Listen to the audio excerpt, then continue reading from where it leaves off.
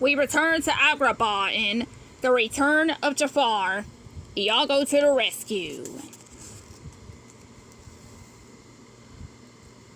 All was well in Agrabah. The evil genie Jafar was defeated and imprisoned in his lamp. Aladdin had a new home at the palace with Princess Jasmine and the Sultan. And Genie was back from his trip around the world. "I got souvenirs for everybody!" exclaimed Genie. And to top it all off, the Sultan had made Aladdin his royal vizier, his most trusted advisor. Imagine the Sultan's surprise at Aladdin's first official piece of advice. To allow Jafar's old sidekick, Iago the parrot, to stay at the palace. Now that Iago was out from under Jafar's spell, Aladdin thought he could be trusted.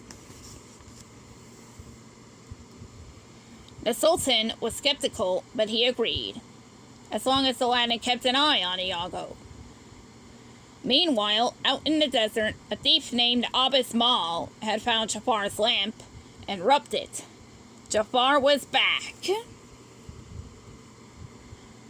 "You will help me get revenge on a certain three-track by the name of Aladdin," Jafar commanded Abis. The rules of the genie prevented Jafar from harming Aladdin himself. He promised Abis a huge reward in exchange for his help. Next, Jafar tracked down Iago. "I'm arranging a little surprise for Aladdin, and your job is to lead him to the party," Jafar said to Iago.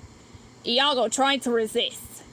After all, he and Aladdin were just getting to be friends, but Jafar was more powerful than ever. Iago had no choice. He went to Aladdin and suggested that Aladdin take the Sultan for a scenic ride on the magic carpet. "And I can take you to the perfect spot," Iago added. Aladdin agreed. He had no idea that Jafar was there, invisible, controlling Iago and leading Aladdin into a trap. Jafar was watching Aladdin's every move.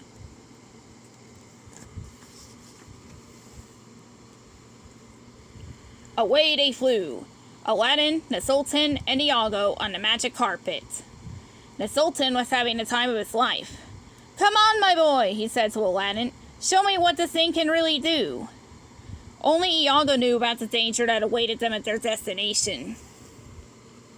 Back at the palace, Jafar had made sure Genie and Abu were out of the way. "I can't have any genies mucking about ruining my plans," Jafar said evilly. He overpowered Genie, encased him in a crystal sphere, and shackled Abu. Then Jafar transformed himself into a small army of masked riders on winged stallions.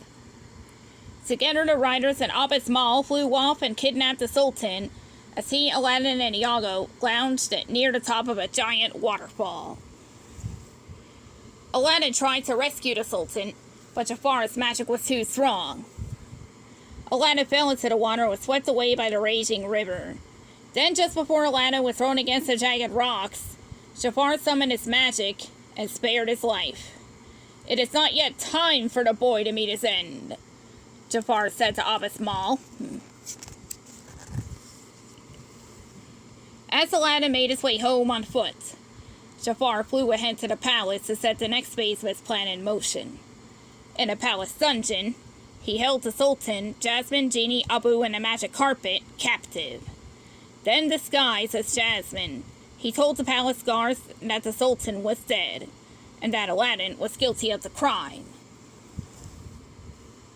Aladdin finally reached the palace, exhausted and worried about the Sultan.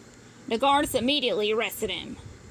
At dawn, they prepared to execute Aladdin for the murder of the Sultan. Meanwhile, inside the palace dungeon, Iago strained to lift the crystal sphere that held Genie. Iago wanted to regain Aladdin's trust. If he could just get the crystal high enough. Crash!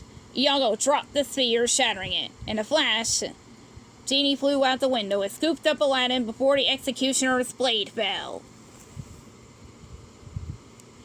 Genie freed the Sultan, Jasmine, and the others. Now they just had to stop Jafar. You destroyed Jafar's lamp, you destroyed Jafar, Genie advised them. Both Aladdin and Jasmine went after the lamp, but Jafar was onto them. And in his most powerful form as the evil genie, Jafar was a force to be reckoned with. In his fury, Jafar ripped holes in the earth. Soon the palace grounds became a bubbling pool of hot lava. Aladdin jumped on the magic carpet and struggled to stay out of the fiery lava while chasing after the lamp. But mighty Jafar managed to keep it just out of Aladdin's reach. Then, just when it looked as if Jafar had won, Iago swooped down and snatched the lamp. Traitor! Jafar screamed, striking Iago with a fireball. The bird and the lamp landed on a ledge. With his last ounce of strength, Iago kicked the lamp into the fiery lava below. No! Screamed Jafar as his lamp melted away and he began to spin faster and faster until he disappeared forever. It was official. Iago had definitely regained Aladdin's trust, and so the bird lived happily ever after, wallowing in luxury as Aladdin's palace pal. The end.